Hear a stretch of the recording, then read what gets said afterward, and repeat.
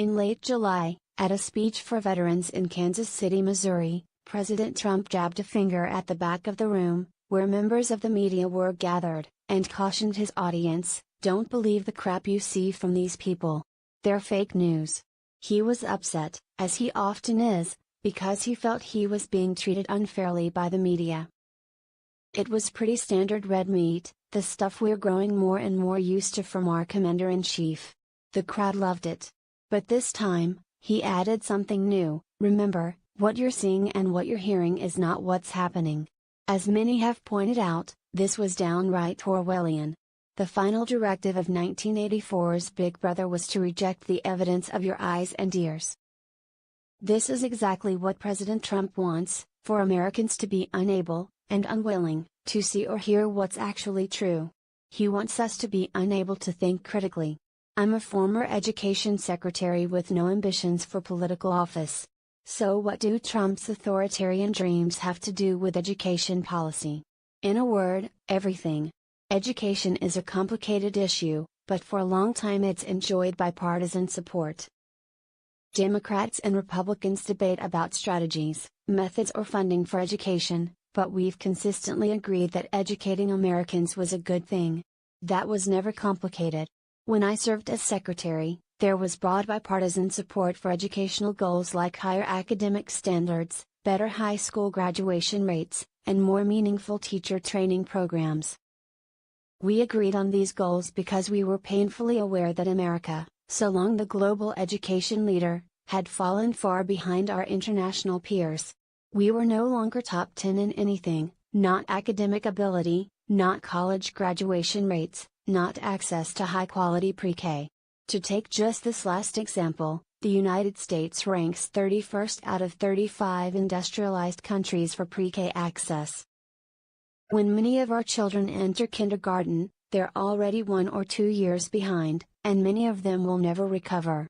What this says is that we literally do not care about the educational prospects of our youngest children, our babies.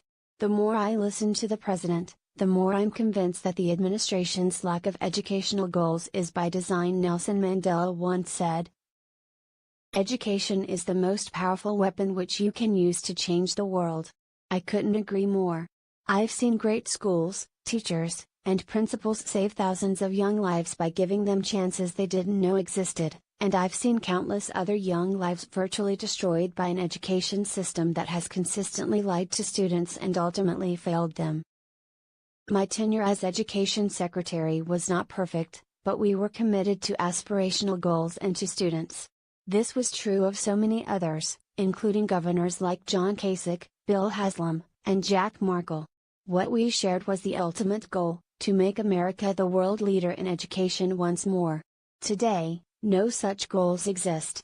The Department of Education and Secretary Betsy DeVos don't talk about improving educational outcomes.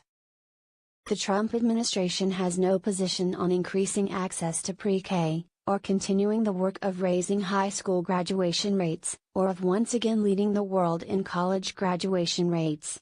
It doesn't talk about how to help teachers be better at their extremely difficult jobs, and it's silent on the issue of increasing teacher pay. Some maintain this is due to incompetence, but the more I listen to the president, the more I'm convinced that the administration's lack of educational goals is by design.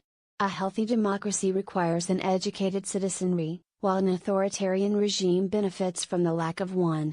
President Trump is on record as saying we should all listen to him. He wants to be the final authority and arbiter of truth. But that's not how it was designed to work. We, the people, are the root and tree of American democracy. We have no king, and no individual, not even a president, can usurp that. Upon winning the Nevada primary in February 2016, Trump observed, "We won with the poorly educated." I love the poorly educated. I wasn't so amazed he said it, but I was amazed that he said nothing about educating people. Nothing. No goals, no aspirations, no unifying message. The quote succinctly reveals that this is right where he wants people to be, divided and preferably poorly educated. Betsy DeVos, Trump's illiberal ally seen as most dangerous education chief ever. Read more. Luckily, there are few if any current governors from either party who share this vision. From Massachusetts to Tennessee to Colorado to Ohio, governors are working hard to ensure that their citizens have the education they deserve. But as we saw in November 2016, political winds can shift quickly.